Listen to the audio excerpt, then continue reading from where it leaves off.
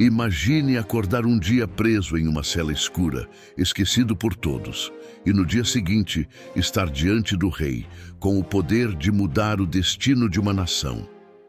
Essa é a virada na história de José, um homem moldado pela dor, mas sustentado pela fé. Gênesis 41 a 50 não é apenas o final de um livro, é a revelação de um Deus que transforma traumas em propósitos. Nesses capítulos, vemos o clímax de uma história marcada por traições, sonhos e reconciliação. E mais do que isso, encontramos princípios que ecoam até hoje em nossas famílias, carreiras e corações. Você já se perguntou como encontrar sentido no sofrimento? Ou como perdoar o imperdoável? Essa jornada final em Gênesis vai te mostrar como Deus costura detalhes invisíveis para cumprir promessas eternas.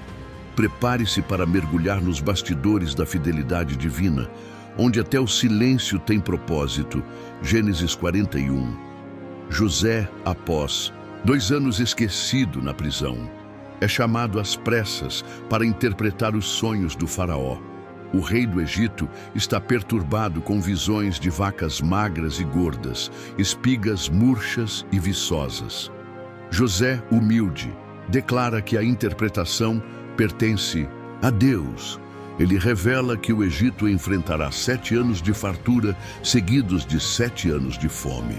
O impressionante é que o faraó, reconhecendo sabedoria em José, o nomeia governador de todo o Egito. Em um dia, José passa da prisão ao palácio, um testemunho de que Deus exalta quem persevera. Ele se casa com Asenate e tem 2 filhos, Manassés e Efraim, cujos nomes refletem cura e frutificação. Através da administração de José, o Egito se prepara para a crise. Esse capítulo nos mostra que mesmo os períodos de esquecimento estão dentro do plano de Deus para nos posicionar onde Ele deseja agir com poder. Gênesis 42. Com a fome atingindo Canaã, Jacó envia seus filhos ao Egito para comprar alimento, exceto Benjamim, temendo perdê-lo. Ao chegarem, os irmãos encontram José, agora poderoso e irreconhecível. Ele os trata com severidade, acusando-os de serem espiões. José não busca vingança, mas testa seus corações, talvez esperando ver arrependimento pelo que fizeram. Ele exige que tragam Benjamim como prova de honestidade e retém Simeão como garantia. Os irmãos, tomados por culpa, confessam entre si o erro contra José, sem saber que ele os entende.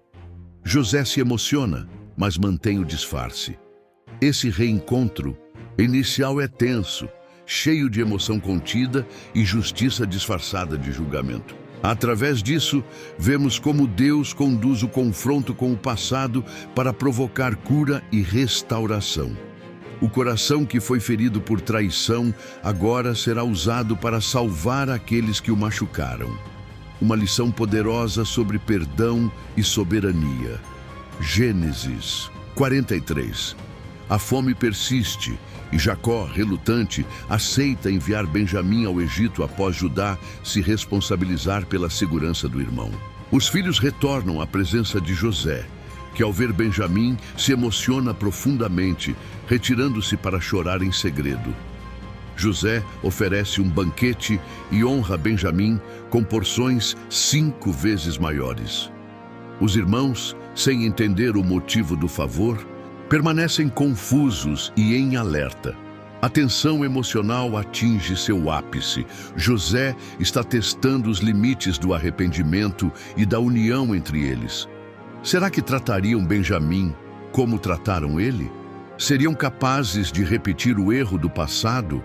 Aqui, vemos o coração de um homem restaurado, lutando entre a dor antiga e o desejo de reconciliação. Este capítulo mostra que o perdão genuíno é um processo. José ainda não revelou sua identidade, mas prepara o terreno para um dos momentos mais tocantes da Bíblia: a reconciliação entre irmãos e o reencontro de uma família despedaçada. Gênesis 44. José monta seu teste final. Ordena que a taça real seja colocada no saco de Benjamim, e depois envia seus servos para interceptar os irmãos após a partida. Ao serem acusados de roubo, todos retornam, e Judá, de forma comovente, se oferece para ficar no lugar de Benjamim, temendo o sofrimento de seu pai. Esse é o ponto de virada. José vê que seus irmãos mudaram. O mesmo Judá que sugeriu vendê-lo, agora se sacrifica por Benjamim. José ouve o clamor de um homem transformado e se emociona profundamente. O plano para sondar os corações dá certo. O passado foi confrontado e o caráter foi refinado. Aqui aprendemos que Deus usa provas para revelar o crescimento interior. O verdadeiro arrependimento se mostra na disposição de proteger, amar e se sacrificar. Quando confrontados com a chance de repetir um erro, os irmãos escolhem o rumo certo. Isso abre caminho para a revelação que mudará tudo. Gênesis 45, José não consegue mais conter a emoção e finalmente revela sua identidade aos irmãos. O choro é tão alto que ecoa pelo palácio. Ele os conforta, dizendo: não foram vocês que me enviaram ao Egito, mas Deus.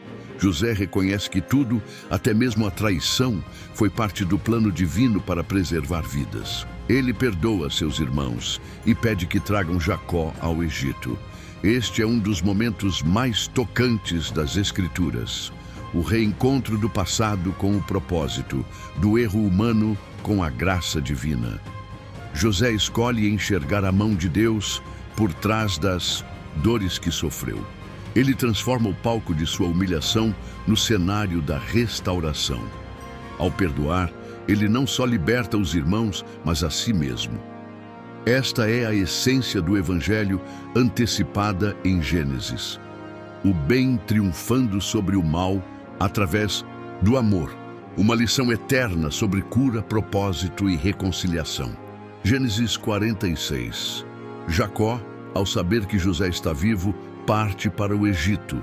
Antes disso, Deus lhe aparece em visão e confirma que ele deve ir, prometendo que ali fará de sua descendência uma grande nação. Jacó leva toda a família, 70 pessoas ao todo, inaugurando a transição da promessa patriarcal para a formação de um povo. Ao chegar, o reencontro entre Jacó e José é profundamente comovente. Pai e filho se abraçam e choram juntos após anos de separação e dor. José orienta que digam ao faraó que são pastores, para que se estabeleçam em Gósen, região apropriada para seus rebanhos. Este capítulo marca o início do cumprimento da promessa feita a Abraão, uma descendência numerosa em terra estrangeira. Mas também reforça a ideia de que mesmo fora da terra prometida, Deus continua conduzindo com fidelidade. O Egito se torna abrigo não por acaso, mas por direção divina. Gênesis 47. José apresenta sua família ao faraó, que os acolhe e permite que vivam em Gósen. Jacó, ao ser apresentado, abençoa o faraó, o que revela uma inversão simbólica. O patriarca abençoando o rei mais poderoso da terra. Durante a fome, José implementa uma política que concentra poder nas mãos do faraó, mas garante alimento ao povo. Ele age com sabedoria e estratégia. Jacó vive mais 17 anos no Egito e, ao sentir a morte se aproximar, faz José jurar que não o enterrará ali, mas em Canaã. Este desejo revela que, mesmo no conforto do Egito, Jacó ainda tem os olhos na promessa. Este capítulo nos lembra que prosperidade fora do lugar da promessa não substitui o propósito de Deus. Também mostra a influência de alguém íntegro em meio à política e poder. José é um exemplo de liderança justa e Jacó, de fé que olha além do presente para confiar no plano eterno. Gênesis 48. Jacó, à beira da morte, abençoa os filhos de José, Efraim e Manassés, dando-lhes status de filhos legítimos, como se fossem Rúben e Simeão. Ao cruzar as mãos e colocar a mão direita sobre Efraim, o mais novo, ele profetiza que este será maior que Manassés. José tenta corrigir, mas Jacó insiste. Ele age guiado por revelação divina, não pela lógica humana. Este ato estabelece Efraim e Manassés como tribos e antecipa o princípio da graça. Deus escolhe conforme sua vontade, não por merecimento ou tradição. Neste momento, Jacó relembra a fidelidade de Deus durante sua jornada e declara bênçãos para o futuro. O capítulo destaca como as promessas de Deus transcendem expectativas humanas. Mesmo quem chega por último pode ser exaltado por Deus.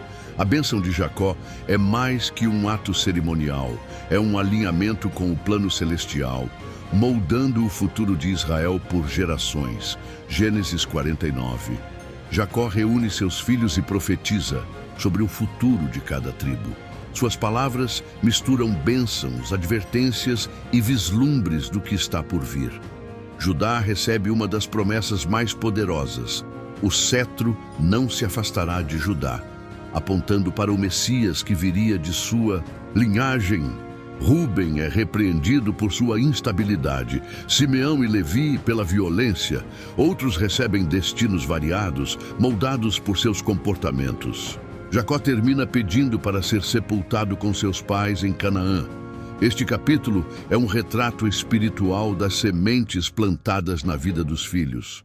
Mostra que o caráter tem consequências, mas também que a graça pode redimir histórias. A profecia messiânica em Judá é a linha dourada que conecta Gênesis ao restante da Bíblia. Deus está escrevendo uma história que culminará em Jesus. Aqui, vemos que a herança deixada para a próxima geração deve ir além de bens. Deve ser profética, espiritual e eterna.